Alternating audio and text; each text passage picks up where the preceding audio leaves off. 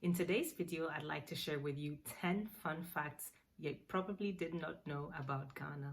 Hi everyone, welcome to my channel. My name is Rosemary and I'm your Afropean girl next door. So, you probably know that Ghana was a British colony. That's the reason why we speak English. But did you know that the first European visitors were Portuguese? When they first arrived and saw that Ghana was pretty rich in gold, they decided to stick around a little longer and build a fort to protect them from other Europeans coming in as well. Now, the city in which they built the fort, Elmina, which was named after the fort, is still there today and can be visited with a guide or alone. It's located in the central region of Ghana. And the Portuguese, when they left, the Danes arrived, the Swedes arrived, and the Dutch, which were later kicked away by the British people. And that's the reason why we speak English and not Portuguese. So you know that my country's name is Ghana, but did you know that the previous name it had was the Gold Coast? This name was given by the British merchants who, when came, realized that there was a lot of gold in Ghana and called it the Gold Coast. Later, when Ghana became independent as the first sub-Saharan African country, they chose the name Ghana, which came from the old Ghanaian Empire, and Ghana stands for Warrior King. Voila.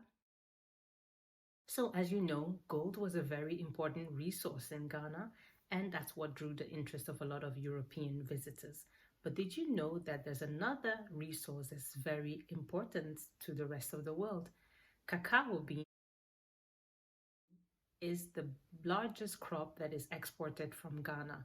The largest exporter in the world is Ivory Coast, which is a neighbor and a next door country, but Ghana is the second largest in the world. So it's fair to say that every time you eat a chocolate, it probably has its roots in Ghana or Ivory Coast. Now, what's interesting is that most of the cacao beans are exported out of Ghana as a raw material. But in the past few years, a few companies have been producing their own chocolate bars and pralines made in Ghana. So let me know in the comments here below if you know any brands and which one is your favorite. Oh, before I forget, let me add that most people actually say cocoa, and in Ghana people say cocoa beans, but it's actually cacao beans because the raw material is cacao from the beans roasted, and that can be transformed into powder, and cocoa powder is actually added mostly with sugar and dairy, and that's what we drink probably in sachets as a hot chocolate drink. So now you know it's cacao, not cocoa. It's not the same.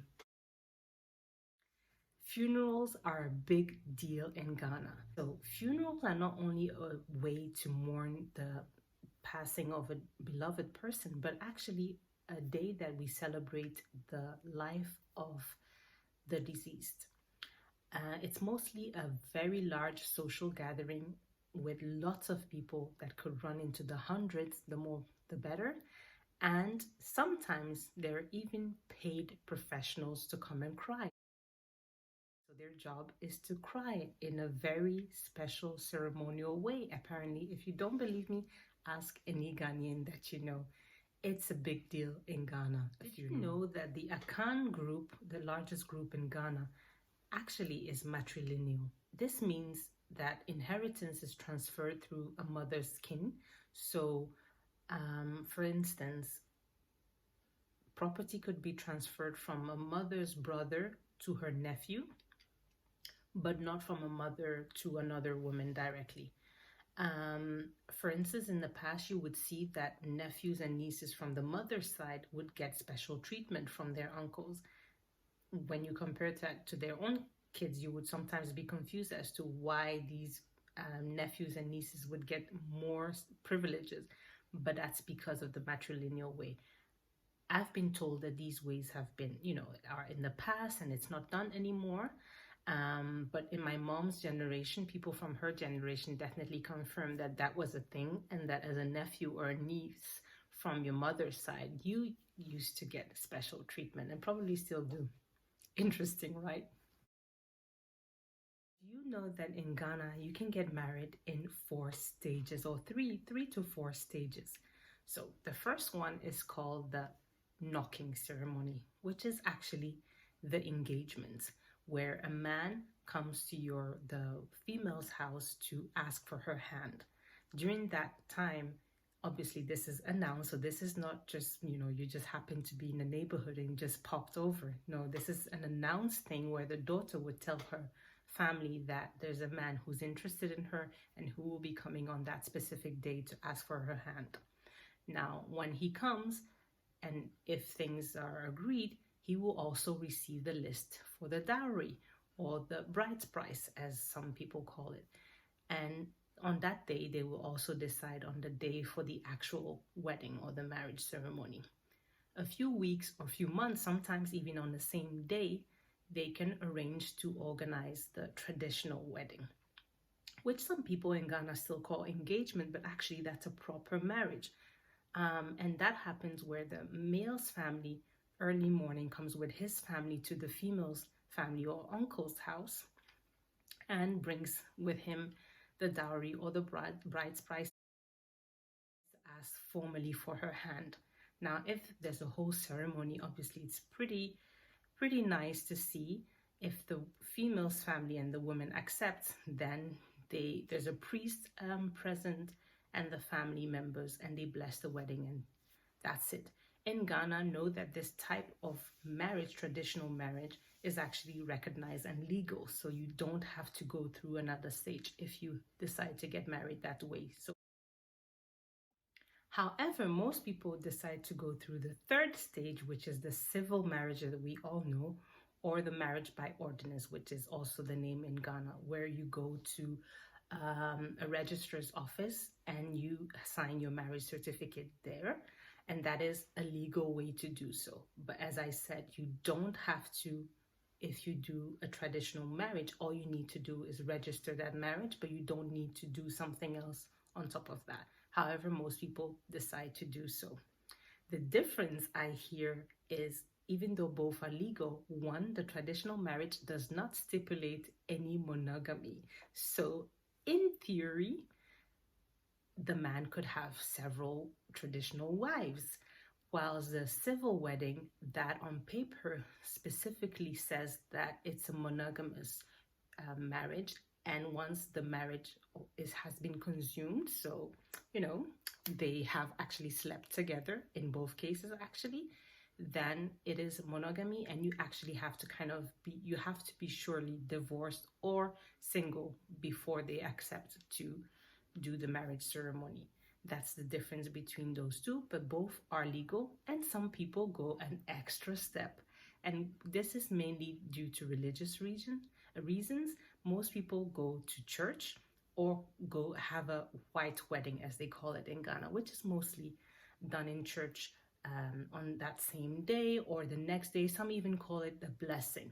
But actually, the blessing is not a legal recognized marriage. So unless you've done the civil one or the traditional one, that one alone does not confirm your wedding. However, most people want to do so because that's the one that looks more like the Western style wedding, and also for religious reasons, people want to get married in church. However, once you've done the knocking and the traditional, that suffice to be legally married in Ghana. So there you go. Now that's 4 stages for getting married in Ghana. How many stages do you have in your country? And is it similar? The official language in Ghana is English, which means that that's a language that is used by most institutions. But there are 70 languages in Ghana, with 11 official ones, or 9 if you count them differently. So when I say 11, I'll be reading as well. So you have the Akan languages, which are spoken by 70% of the population, and which include Fanti, Asante tree, just a regular tree, Ekrepim, and Bono, some would say, would be then the 4th one, which is spoken in the Bron Ahafo region where my mom is from.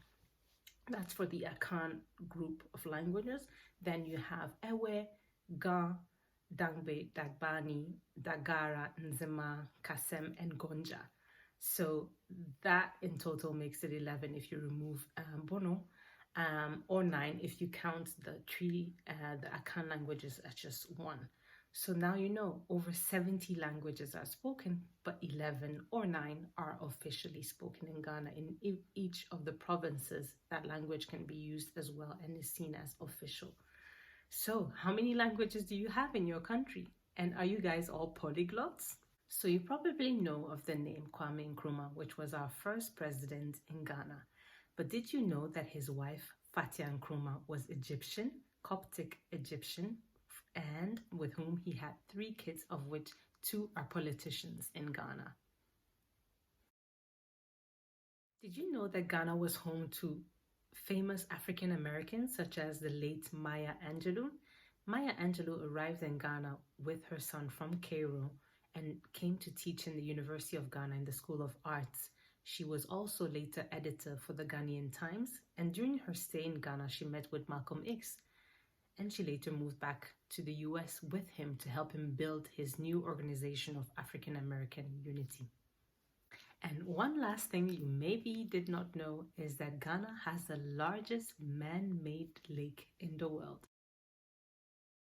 Lake Volta.